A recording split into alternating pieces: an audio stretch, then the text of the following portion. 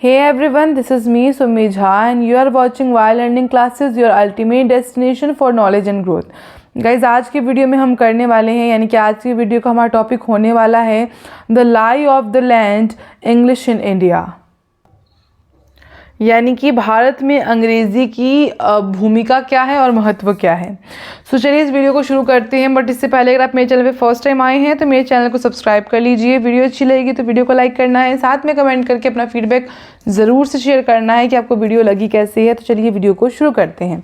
तो सबसे पहले हमारे सामने जो टॉपिक गिवन है उसका नोट्स आपके सामने भी लिखा है। बिल्कुल आप इसी तरीके से अगर अपने एग्जाम में लिखेंगे देन डेफिनेटली आपको बहुत अच्छे मार्क्स मिलेंगे। तो यहाँ पे सबसे पहले the role and the status of English in India have a complex history shaped by colonialism, globalization and socio-cultural dynamics. English has transitioned from being the language of colonizers to becoming a significant language of education, administration and global communication. This topic explored the challenges, significance and impact of English in India.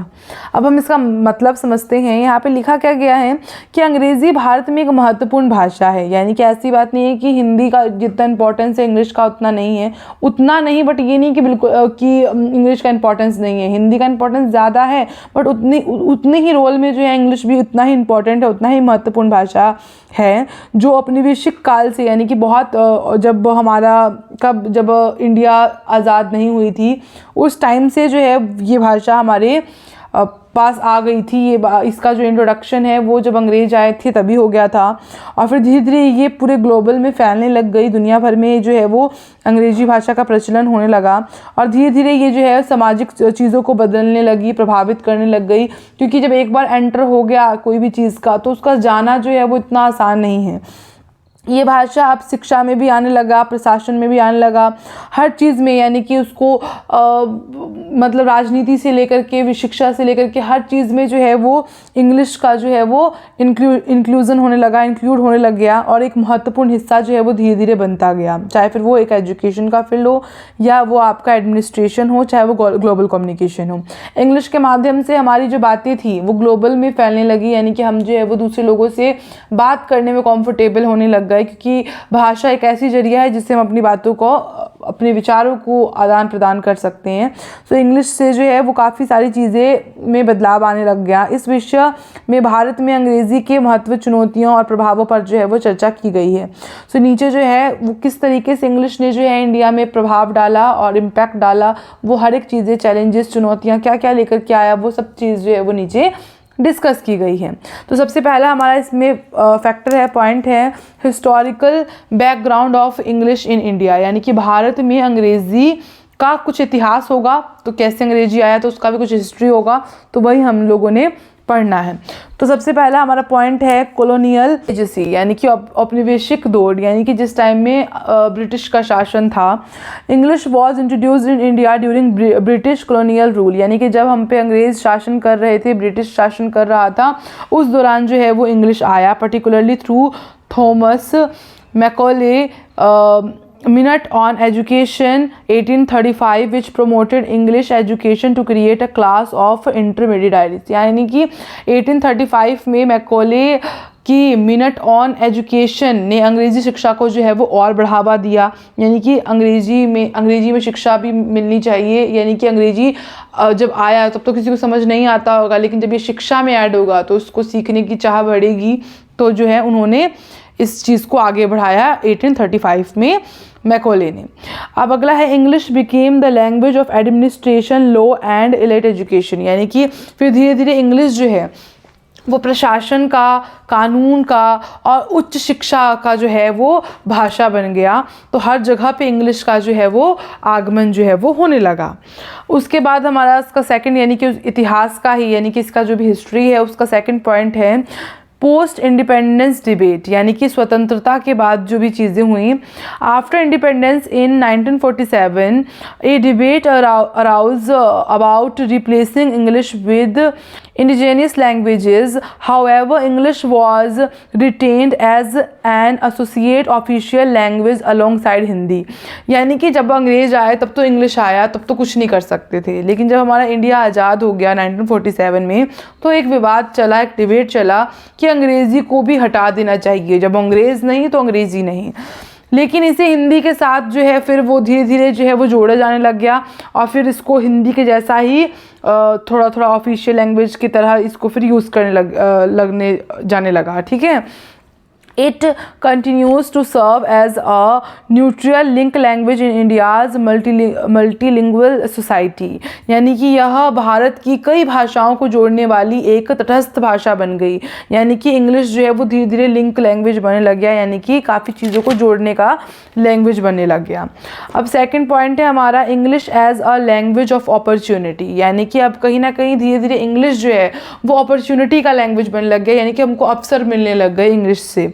यानी कि global communication, सबसे पहले तो जब हमको English आया तो हम लोगों ने जो है वो दूसरे देशों से जुड़ना शुरू किया, दूसरे देशों से बात करना शुरू की। यानी कि हम लोग ग्लोबल कहीं ना कहीं पूरे ग्लोबली जो है वो बातचीत करने लग गए, क्योंकि हमारे पास एक साधन, एक भाषा ऐसा साधन बन गया जिससे हम अपनी बातों को दूसरे देशों तक पहुंचाने लग गए। तो इंग्लिश इज़ द ग्लोबल, तो कहीं ना कहीं इंग्लिश जो है वो ग्लोबल लिंक्वा फ्रैंका है, और enabling Indians to participate in international trade. और इसने जो है इंडियंस को व्यापार करने में, यानी कि अंतर्राष्ट्रीय व्यापार करने में, अब अंतर्राष्ट्रीय व्यापार आप तभी कर पाएंगे जब आपको वहाँ की डील समझ आएगी, वहाँ की डील आप तभी समझ पाएंगे जब आप वहाँ की भाषा समझेंगे। और इंग्लिश एक ऐसा साधन था जो दोनों देशों को आती थी, तो दोनों ने एक दूसरे से उस जरिए बात करना शुरू किया, तो वहाँ से व्यापार भी जो है वो होने लगा। कूटनीति, व्यापार, शिक्षा, सब चीज़ें जो है वो होने लग गई। अगला है education and employment. Proficiency in English is associated with access to higher education, better job opportunities and upward social mobility. यानी कि शिक्षा और रोजगार, अंग्रेज़ी जानने से जो है वो अच्छी नौकरी मिलने लग गई, उच्च शिक्षा के जो है वो अवसर मिलने लग गए, बेटर जॉब हमको मिलने लगा। तो काफ़ी चीज़ें जो है वो इंग्लिश सीखने से धीरे धीरे अपॉर्चुनिटीज़ मिली कि अच्छा हमको अपॉर्चुनिटीज़ मिला, कि अच्छा जॉब मिला, अच्छा एजुकेशन मिलने लग गया। अब है सोशल स्टेटस सिंबल, यानी कि प्रतिष्ठा का भी प्रतीक बन गया धीरे धीरे। यानी कि जो अच्छे से इंग्लिश बोलने वाले को थोड़ा प्रतिष्ठित लोगों में गिनती करने लग गए। जिस इंग्लिश जो फ्लुएंसी बोलता था वो कहीं ना कहीं वो सिग्निफाई उसको पावरफुल इंसान मानना जाने लगता था अर्बन लोगों में, है ना। तो ये एक प्रतिष्ठित भाषा बन गई, जिसको आता है उसका प्रतिष्ठा जो है वो मान जो है वो बढ़ जाता था। अब इसका थर्ड पॉइंट है challenges of English in India, यानी कि किस तरीके से अंग्रेज़ी की चुनौतियां जो है वो इंडिया में आई। तो पहला है लिंग्विस्टिक इनइक्वालिटी, यानी कि भाषाई असमानता, यानी कि जिन लोग को ऑब्वियस सी बात है इंग्लिश आती है और जिन लोग को नहीं आती है उन लोगों में असमानता हो गई कहीं ना कहीं। English proficiency creates a divide between the urban elite who have access to English education and the rural population where English teaching remains poor। अब इसमें क्या होता था, कहीं कहीं पे इंग्लिश बहुत अच्छी तरीके से सिखाई जाती थी। अभी भी आप देखेंगे बड़े बड़े शहरों में, बड़े बड़े स्टेट्स में बहुत अच्छे तरीके से आपको जो है वो एजुकेशन मिलेगी। इंग्लिश स्कूल्स होंगे, CBSE स्कूल्स होंगे, ICSE बोर्ड के स्कूल होंगे जो आपको बहुत बेटर इंग्लिश कम्युनिकेशन ही देंगे, बच्चों को इंग्लिश में कम्युनिकेट करेंगे। लेकिन वहीं पे जो गांव में गवर्नमेंट स्कूल होंगे वहाँ पे शायद हिंदी भी ठीक से लोग नहीं बोल पाते हैं, है ना, अपनी लोकल लैंग्वेजेस को यूज़ करते हैं, तो वहाँ पे इंग्लिश नहीं होता था। तो कहीं ना कहीं इंग्लिश आने से बहुत असमानता होती थी कि जो अच्छे अच्छे शहर होते थे वहाँ पे अच्छी एजुकेशन मिलती थी, इंग्लिश मिलता था, लेकिन जहाँ पे पुअर यानी थोड़ा एरिया, लोकल एरिया में जो है वो रूरल पॉपुलेशन में जो है वो उतना अच्छा नहीं मिलता था। ठीक है, उसके बाद है इट परपेचुएट्स क्लासेस। अब यहाँ पे क्या होता था कि कहीं ना सामाजिक असमानता जो है बढ़ती थी, क्योंकि जिनको इंग्लिश आता था उनको बड़ा हाई फाई लोगों में गिनती करते थे, और जिनको नहीं आता था तो उनको, वो एजुकेटेड तो होते थे बट इंग्लिश नहीं आता था, फिर भी उनको जो है वो अनपढ़ में गिनती करते थे कि अरे इसको तो ये नहीं आता। तो मतलब काफ़ी इनइक्वालिटी आ गई इस लैंग्वेज के होने से। अगला है मल्टीलिंगुअल टेंशंस, यानी कि क्षेत्रीय भाषाओं पर असर पड़ा धीरे धीरे। ठीक है, अब the promotion of English sometimes marginalizes regional languages leading to concern over the preservation of India's linguistic diversity, यानी कि अंग्रेज़ी के बढ़ावे से क्षेत्रीय भाषाओं पर कहीं ना कहीं नुकसान होने लग गया। यानी कि लोगों को अपने लैंग्वेजेस पे शर्मिंदगी आने लग गई। यानी कि वो अपनी लैंग्वेज बोल लेते हैं तो वो बड़ी बात नहीं है, लेकिन वो इंग्लिश नहीं बोल पाते, वो उनके लिए बहुत ज़्यादा बेइज्जती वाली बात हो जाती थी। ठीक है, resistance to English exist in certain state where the local language, तो कहीं वही बात बोली गई है कि लोकल लैंग्वेज को जो है मान्यता कम मिलने लग गई और जो इम्पोर्टेंस जो है वो इंग्लिश लैंग्वेज को ज़्यादा देने लग गए। पुअर इंग्लिश एजुकेशन क्वालिटी, यानी कि कमज़ोर इंग्लिश एजुकेशन क्वालिटी, यानी कहीं कहीं पे बहुत कमज़ोर शिक्षा मिलती थी। In many schools particularly in rural and government sectors English is taught, यानी कि देखो इंग्लिश तो सिखाई जाती है लेकिन कहीं कहीं पे इंग्लिश बहुत फ्लुएंट होती है, किसी किसी की ना फ्लुएंसी के साथ बोलते हैं और कोई कोई जो है वो बहुत ज़्यादा पुअर इंग्लिश बोलते हैं, यानी कि बहुत ग्रामेटिकल मिस्टेक्स के साथ बोलते हैं। तो वही होता था, सरकारी और ग्रामीण स्कूलों में जो है वो अंग्रेज़ी को सही तरीके से नहीं सिखाया जाता था, लेकिन सेक्टर्स में जो है वो अच्छे से सिखाया जाता था। तो कहीं ना कहीं कहीं पे पुअर इंग्लिश एजुकेशन क्वालिटी मिलती थी। और teachers often lack proper training in teaching English efficiently, यानी कि बहुत सारे शिक्षक ऐसे भी होते थे जिनको खुद ही अवसर नहीं मिला अच्छे से इंग्लिश सीखने का, तो वो कैसे सिखाएंगे।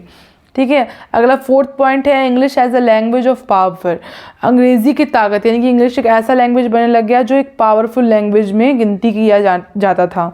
जैसे फर्स्ट पॉइंट है इसका डोमिनेंस इन हायर एजुकेशन, उच्च शिक्षा में जो है उसको स्थान मिलता था।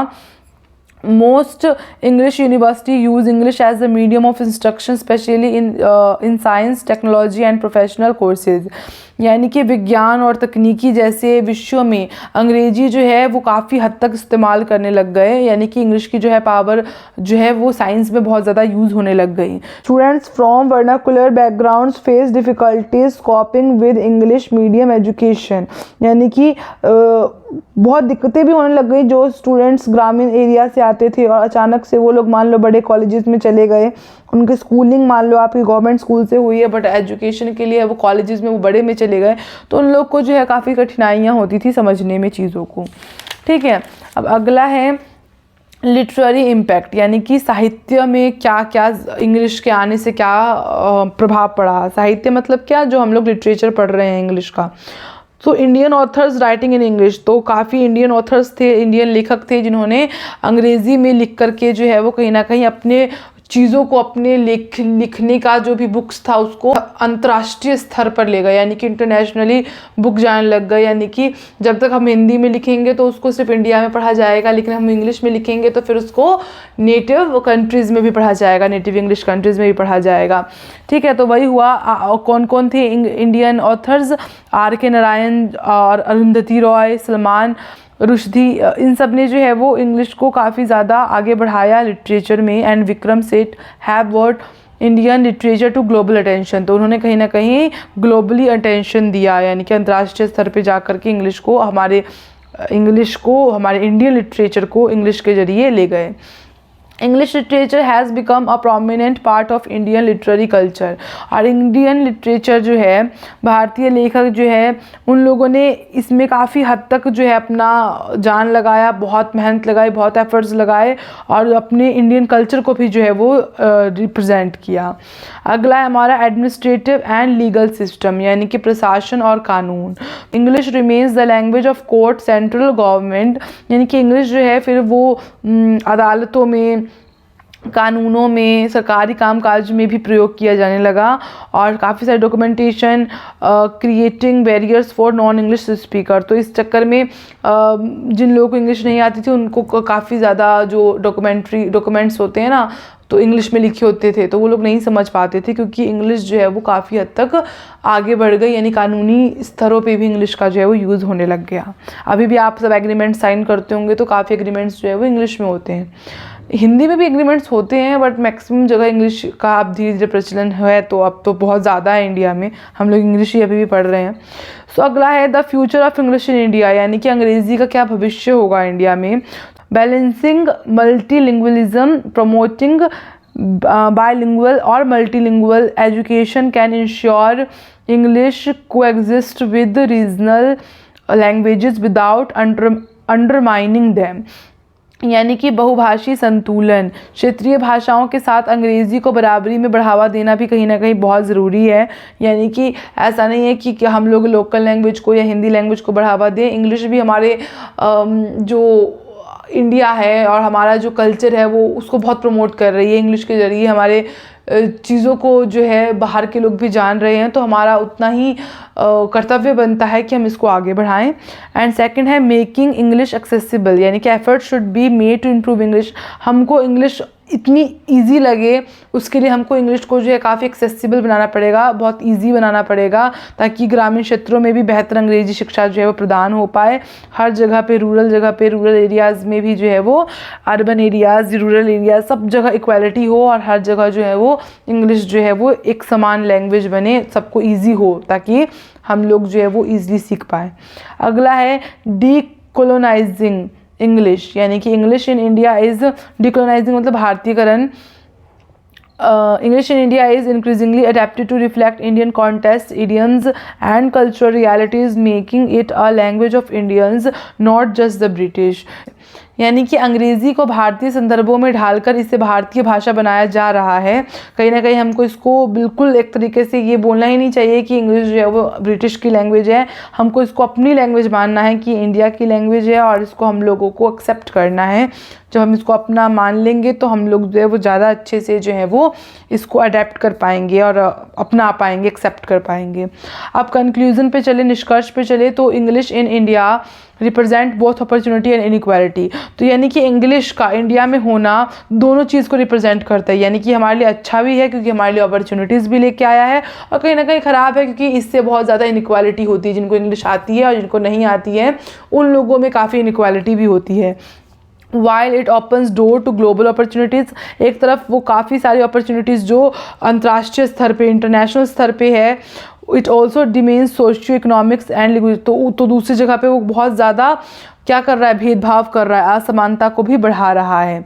ठीक है, so the challenge lies in creating a balanced approach. तो हमारे लिए एक यही चुनौती है कि हम इसको बैलेंस करके चले, यानी कि अच्छाई और बुराई दोनों को बैलेंस करके चले। Approach that promote English as a skill for empowerment while preserving India's rich linguistic heritage, यानी कि अगर हम लोग इंग्लिश को अपनाएंगे और इंग्लिश के एडवांटेज को और डिसएडवांटेज को बैलेंस करके चलेंगे, तो ज़रूरत है हमें कि इसे सभी से सुलभ बनाएं, इजी बनाएं, ताकि हर कोई इसको अच्छे से कर ले, ताकि क्षेत्रीय भाषाओं में जो है वो ऐसा ना हो कि असमानता आए। तो हम लोग जो है वो दोनों तरह से इसका यूज़ भी कर सकते हैं, एडवांटेज को डिसएडवांटेज को दोनों को मिला करके हमको जो है वो इसको अच्छा करना है, ताकि हमारे लिए हमारे आगे जो है वो बेटर फ्यूचर हो सके।